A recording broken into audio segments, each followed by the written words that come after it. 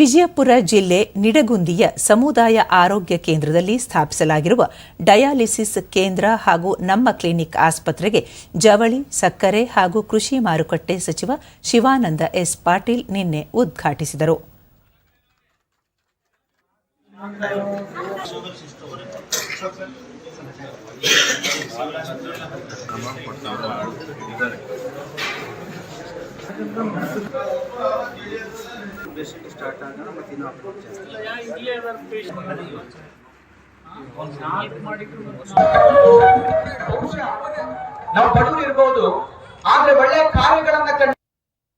ಬಳಿಕ ಶಿವಾನಂದ ಪಾಟೀಲ್ ಬಹುದಿನದ ಬೇಡಿಕೆ ಈಗ ಈಡೇರಿದ್ದು ಸಾರ್ವಜನಿಕರು ಇದರ ಸದ್ಬಳಕೆ ಮಾಡಿಕೊಳ್ಳಬೇಕು, ವೈದ್ಯರಿಗೆ ಗ್ರಾಮೀಣ ಸೇವೆ ಕಡ್ಡಾಯವಾಗಬೇಕು ಎಂದರು.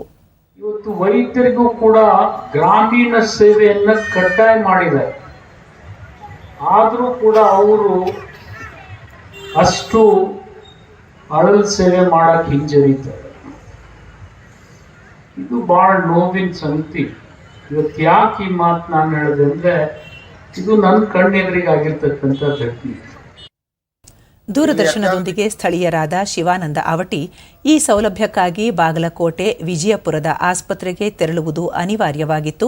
ಈಗ ಇಲ್ಲಿಯೇ ಆರಂಭವಾಗಿರುವುದರಿಂದ ಜನರಿಗೆ ತುಂಬಾ ಅನುಕೂಲವಾಗಿದೆ ಎಂದರು. ಇಲ್ಲಿ ನಾವು ಬಿಜಾಪುರಕ್ಕೆ JSS ಹಾಸ್ಪಿಟಲ್ಗೆ ಹೋಗ್ತಿದ್ರು. ಆಮೇಲೆ ಇಲ್ಲಿ ಬಾಗೇಡಿ ಹೋಗ್ತಾ ಇದ್ರು. ಅಲ್ಲಿ ಬಾಗೇಡಿಗೆ ಹೋಗ್ಬೇಕಾದ್ರೆ ಬಸ್ಸಿನ ಅನುಕೂಲತೆ ಭಾಳ ಇತ್ತು. ಅದು ಮಾಡಿದ್ರಿಂದ ಭಯಂಕರ ಉಪಯೋಗ ಆಗ್ಯದ. ಇದನ್ನೆಲ್ಲರೂ ಉಪಯೋಗ ತಗೋಬೇಕು.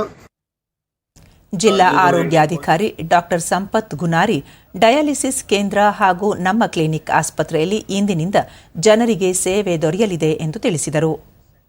ಒಂದು NGO ಸಂಸ್ಥೆಯು ನಮ್ಮ ಬೆಳಗಾವಿ ವಿಭಾಗದ ಎಲ್ಲ ಜಿಲ್ಲೆಗಳಿಗೂ ಇದು ವಿಸ್ತರಿಸಲ್ಪಟ್ಟಿದೆ ಮತ್ತು ಇದರ ಡಯಾಲಿಸಿಸ್ ಕಿಮ್ಮತ್ತಿನ ಕನಿಷ್ಠ ಒಂದು 8 ಲಕ್ಷ ಇದು ಎಂದು ನಾನು ತಿಳಿದು ಬಂದಿರ್ತದೆ.